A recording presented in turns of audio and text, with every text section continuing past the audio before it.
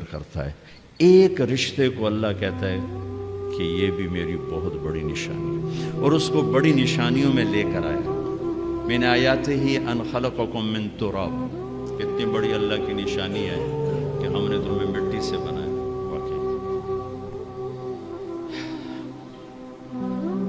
من آیاتہ، ایک آیت چھوڑ رہا ہوں، من آیاتہ خلق السماوات والارض، کتنی بڑی نشانی ہے زمین آسمان بنائے۔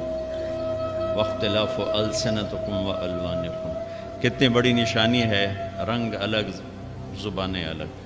من آیاتہ منامکم باللیل والنہار، میری کتنی بڑی نشانی ہے سلاتا ہوں اٹھاتا ہوں۔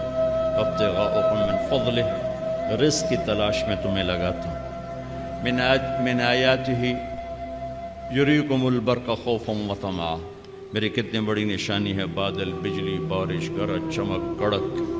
من آیاتہ ان تقوم السماء والارض بامرہ، میری کتنی بڑی نشانی ہے کہ زمین آسمان قائم ہے۔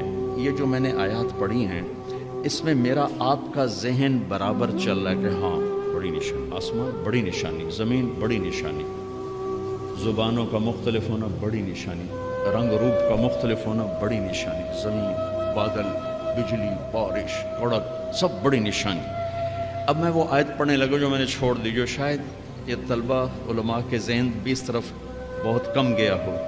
من آیاتہ ان خلق لکم من انفسکم ازواجا لتسکنوا الیہا وجعل بینکم مودۃ ورحمہ ان فی ذلک لآیات لقوم یتفکرون،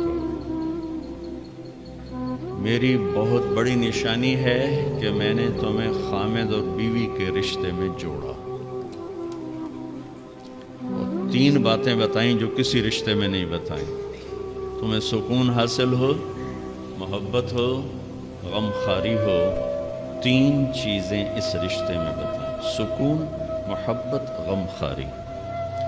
اور اس کے لیے طاقت اور لفظ استعمال کر، یتفکرون ہے، للعالمین ہے، یسمعون ہے، یعقلون ہے، ان چاروں میں سب سے طاقتور لفظ ہے یتفکرون۔